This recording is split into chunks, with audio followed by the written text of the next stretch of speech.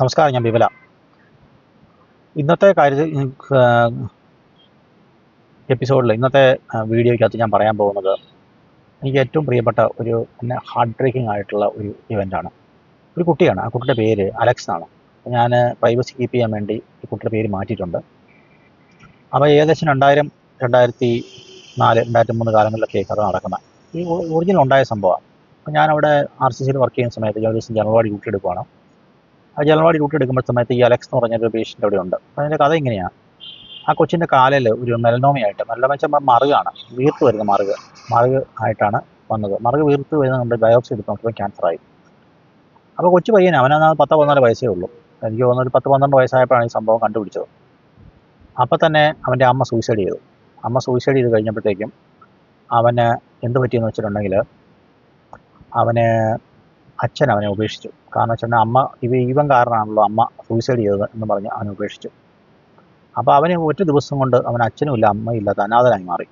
നല്ല സെറ്റപ്പിൽ വന്ന ചെറുക്കൻ. എന്നിട്ട് അവൻ്റെ അമ്മയുടെ ബന്ധുക്കൾ ആരണ്ടാണ് അവനെ ട്രീറ്റ് ചെയ്യുന്നത്. അങ്ങനെ 1-2 വർഷമായിട്ടുള്ള കീമോതെറാപ്പിയും പരിപാടിയൊക്കെ ആയിട്ട് ട്രീറ്റ്മെൻറ്റ് ഒക്കെ നടന്നുകൊണ്ടിരിക്കും. ഈ മെലനോമയുടെ പ്രശ്നം എന്ന് വെച്ചാൽ ഡിസ്റ്റിക് മെറ്റാസ്റ്റേസ് ഉണ്ടാക്കുന്ന ഒരു അഗ്രസീവായിട്ടുള്ള ട്യൂമറാണ്.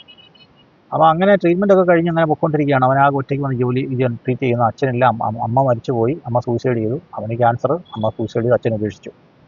ഒരു ഡെവസ്റ്റേറ്റിംഗ് ആയിട്ട് സിറ്റുവേഷൻ. അപ്പോൾ ഞാനുമായിട്ടൊക്കെ വലിയ കൂട്ടായി. ഈ പിള്ളേരുമായിട്ടൊക്കെ അന്ന് ഭയങ്കര കൂട്ടാണ്. അപ്പോൾ ഞാൻ ഒറ്റയ്ക്ക് നിൽക്കുന്നതുകൊണ്ട് എനിക്ക് പിള്ളേരെയൊക്കെ ഭയങ്കരമായിട്ട് അറിയാം. അപ്പോൾ ഞാനത് കഴിഞ്ഞിട്ട് ഇലക്ഷനോട് വീട്ടുകാരെയും നാട്ടുകാരെയും ഒക്കെ ചോദിക്കും. അപ്പോൾ വീട്ടിലെ കാര്യങ്ങളൊക്കെ അവൻ പറയും. അങ്ങനെയൊക്കെ പറഞ്ഞൊക്കെ നിൽക്കുന്ന സമയത്ത് ഒരു ദിവസം അങ്ങനെ ഗ്രാജുവലായിട്ട് പിന്നെ മെറ്റാസ്റ്റേസ് ആയി.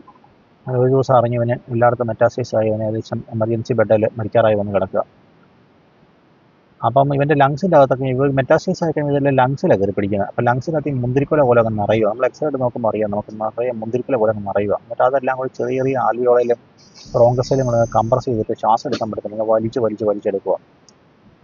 അപ്പോൾ അങ്ങനെ ശ്വാസം മുട്ടി ഇവനോട് കിടക്കുക. അവൻ്റെ ഏതൊരു ബന്ധുക്കാരനാണ് അവനെ നോക്കുന്നത്. അവൻ്റെ കൂടെ ആരും ഇല്ല, അവർ പുറത്ത് നിൽക്കുകയുള്ളൂ. അപ്പോൾ ഇവൻ്റെ തൊട്ടപ്പുറേ ഒരു ചെറുക്കനും ഇതുപോലെ തന്നെ, അവന് ലിംഫോമ, അവന് ഇതുപോലെ അഗ്രസീവ് ട്യൂമറാണ്. അവന് ശ്വാസം മുട്ടിയിരിക്കുക. അപ്പോൾ അവൻ്റെ അമ്മയെ കാണണമെന്ന് പറഞ്ഞിട്ട് അവൻ്റെ അമ്മ അവൻ്റെ കൂടെ വന്നിരുന്ന ഈ നെഞ്ചും മേലുമൊക്കെ തിരുമ്മി കൊടുത്തുകൊണ്ടിരിക്കുക. അവന് ശ്വാസം മുട്ട. രണ്ടുപേരും ഏകദേശം ഒരേ പ്രായമൊക്കെയാണ്. അപ്പോൾ ഇവനിങ്ങനെ കോങ്ങണ്ടിട്ട് നോക്കുന്നുണ്ട്. അപ്പുറത്ത് അവൻ്റെ അമ്മ തിരുമുന്നത്. ഇവന് അമ്മയില്ലല്ലോ, പിന്നെ അമ്മയില്ല, അപ്പനുമില്ല. ശ്വാസം മുട്ടി വലിക്കുക. അവൻ്റെ കണ്ണിൽ കൂടെ കുടകുടകുടോന്ന് വീഴുക. ഞാൻ എങ്ങനെയാണ്, എനിക്കറിയാൻ പറ്റില്ല ഞാൻ അവനെ എങ്ങനെ മാനേജ് ചെയ്യുന്നു, എന്ത് പറയും. അവൻ്റെ അമ്മ പോയി, അവൻ മരിക്കാൻ കിടക്കുന്നു. അപ്പുറത്തെ കൊച്ചു ഇതുപോലെ തന്നെ മരിക്കാറായി ഏകദേശം കിടക്കുക. അപ്പം മറ്റേത് അമ്മ ഇരുന്ന് തിരുമ്മിയും തലോടിയൊക്കെ കൊടുക്കുന്നുണ്ട്. ഇവൻ അങ്ങോട്ട് ഇങ്ങനെ കോങ്ങണിട്ട് നോക്കുന്നുണ്ട്. 10-15 വയസ്സുള്ള കൊച്ച്, 15 വയസ്സില്ല, 14 വയസ്സ്. അമ്മയില്ല, അച്ഛനുമില്ല, ആരുമില്ല, മരിക്കാറായി കിടക്കുന്നു. അത് തിരുമ്മാനും തലോടാനും ഒന്നും ആരുമില്ല. ഞാൻ പിന്നെ അവിടെ ഇരുന്ന് കുറച്ച് നേരം അവനെ തലോടിച്ച് സമാധിപ്പിച്ചൊക്കെ കൊടുത്തു. അത് കഴിഞ്ഞ് അന്നൊക്കെ അങ്ങനെ കൊടുത്തിട്ട് അങ്ങനെ മനസ്സിലേക്ക് കുഴപ്പമില്ല, അതൊക്കെ എങ്ങനെ ആകുമെന്ന് പറഞ്ഞു. പക്ഷേ അവനെല്ലാം വിധിയോടൊക്കെ അക്സെപ്റ്റ് ചെയ്യുക കേട്ടോ. ഈ 12-14 വയസ്സിലൊക്കെ വിധിയോടൊക്കെ അക്സെപ്റ്റ് ചെയ്യുക. പെയിൻഫുൾ ആയിട്ടുള്ള സിറ്റുവേഷൻ, വളരെ പെയിൻഫുൾ ആയിട്ടുള്ള സിറ്റുവേഷൻ. അത് കഴിഞ്ഞിട്ട് അങ്ങനെ വന്നു. 1 ദിവസം കഴിഞ്ഞു ശ്വാസം മുട്ടിയൊക്കെ ആൾ മരിച്ചു. ഡെവസ്റ്റേറ്റിംഗ് ആയിട്ടുള്ള സിറ്റുവേഷൻ.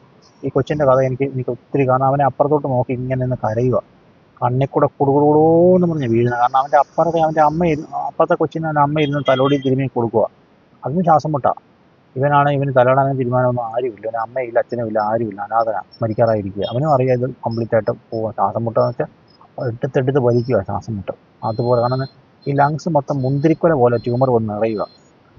അഡ്വാൻസ്ഡ് ആയിട്ട് മെറ്റാസ്റ്റേസ് ആയി കഴിയുമ്പോഴത്തേക്കും അതൊരു ഭീകരമായൊരവസ്ഥ.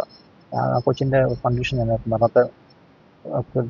മരണത്തോട് നടന്നു പോവുക, കരഞ്ഞുകൊണ്ട് നടന്നു പോവുക. അതിന് കൂടെ ഞാനുമുണ്ട്. എനിക്ക് ഇപ്പോഴും ഞാൻ ഓർക്കുന്നത്, എൻ്റെ മനസ്സിൽ മാറാത്ത ഒരു ഭീകരമായ ഓർമ്മയാണ് ഈ അലക്സിൻ്റെ ഓർമ്മ. ഇപ്പോഴും എന്നെ ഹോണ്ട് ചെയ്യുന്ന മെമ്മറീസാണ് ആ കൊച്ചിൻ്റെ മെമ്മറീസ്. ഒത്തിരി എണ്ണമുണ്ട്. അതിലൊരു ഭീകരമായൊരു മെമ്മറി നിങ്ങളുമായിട്ടൊന്ന് ഷെയർ ചെയ്യാൻ പറ്റിയത്. അവൻ്റെ ഒരു എക്സ്പീരിയൻസ്, ഞാൻ ആ കൊച്ചിൻ്റെ എക്സ്പീരിയൻസാണ് പറയുന്നത്. അപ്പുറം അമ്മയുണ്ട്, പിന്നെ അമ്മയില്ല, അമ്മ മരിച്ചു, അമ്മ ഇങ്ങനെ അറിഞ്ഞപ്പോൾ സൂയിസൈഡ് ചെയ്തു, അച്ഛൻ ഉപേക്ഷിച്ച് പോകുന്നു. അമ്മ നീ കാരണമാണ് ആ അമ്മ മരിച്ചെന്നും പറഞ്ഞ് അച്ഛൻ ഉപേക്ഷിക്കുന്നു. ആരുമില്ല, ആകുന്ന ബന്ധുക്കളാരെന്നൊക്കെയാണ് ഇങ്ങനെ കൊണ്ട് ട്രീറ്റ്മെൻറ്റൊക്കെ ചെയ്ത് 2 വർഷത്തോളം ട്രീറ്റ് ചെയ്തു.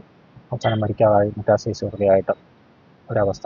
ക്യാൻസറിന് ഒരു ട്രീറ്റ്മെൻറ്റ് ആകുമെന്ന് ഞാൻ കൺസൾട്ടൻസിനോട് ചോദിച്ചിട്ടുണ്ട്. അപ്പോൾ ഞാൻ പറഞ്ഞു, ഞാൻ യംഗസിനോട് ഞാൻ പറഞ്ഞില്ലേ, പ്രൊഫസർ ഓവൻ സ്മിത്ത്, ഇവരുടെ കൂടെയൊക്കെ ഞാൻ വർക്ക് ചെയ്തിട്ടുണ്ട്.